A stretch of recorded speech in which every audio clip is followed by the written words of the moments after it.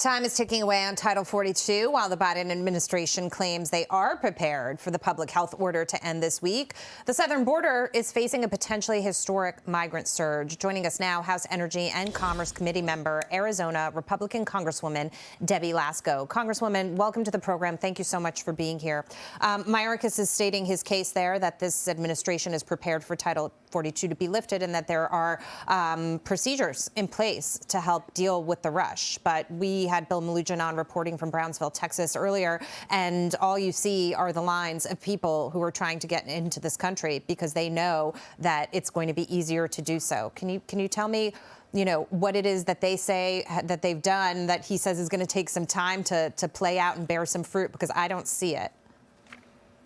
I don't see it either. And quite frankly, it's very hard to believe what Secretary of Department of Homeland Security Mayorkas says. I mean, he has continually said on TV and in public and to Congress that the border is secure.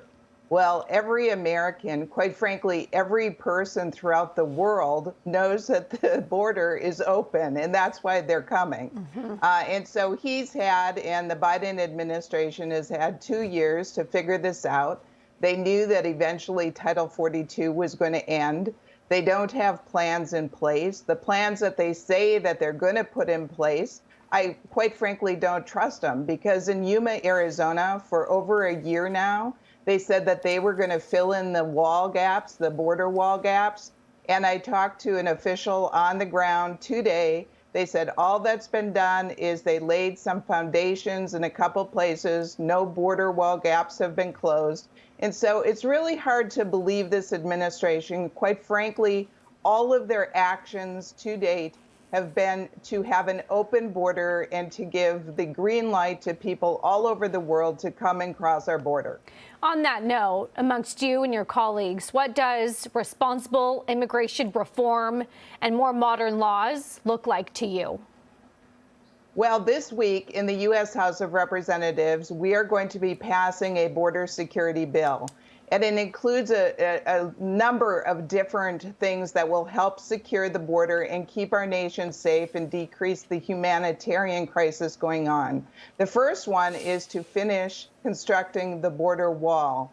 The second one is to increase the credible fear standard for asylum claims. So right now, the standard is so low that if people cross over the border and claim asylum, they're let into the United States. We need to increase the threshold for asylum claims. Another thing we're doing is ending catch and release so that people are either detained if they're crossing the border or they're turned back at the border.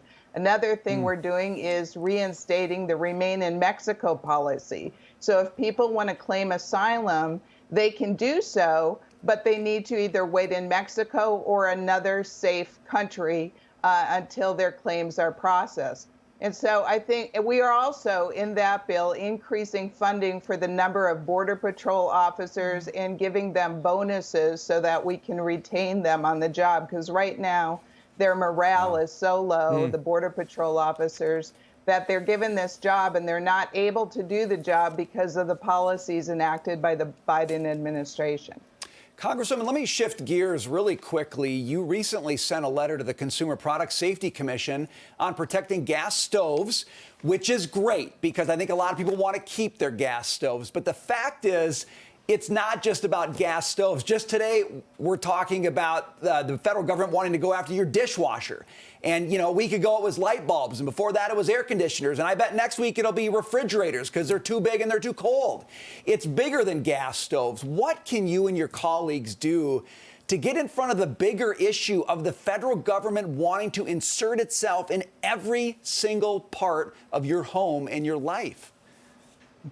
Well, one of the major things the U.S. House of Representatives can do with Republicans control is we have authority over the budget, right? And so this week coming, I will have the Secretary of Department of Energy in front of our committee. And so I'm going to ask her some questions about the gas stove and all of these rules that are being proposed by all of their agencies to eliminate natural gas and to make these energy efficiencies. And the manufacturers have said the products aren't going to work. They're not going to wash our clothes adequately. They're not going to wash our dishes adequately. And as you said, they're probably going after the refrigerators too, which I'm sure they are. This is an all-out war against consumer choice. They want to ban natural gas. They want to basically put us back into 1950s appliances, right. I think, or something.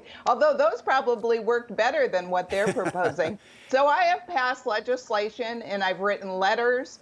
And so we're passing my Save Our Gas Stoves Act. Yeah. Should be passing out of the U.S. House of Representatives sometime soon. Congresswoman, thank you. Please ask some basic economic questions because they obviously don't get it, and that's got to be job number one. We got to leave it there. Congresswoman Lesko, thanks for being with us. Thank you.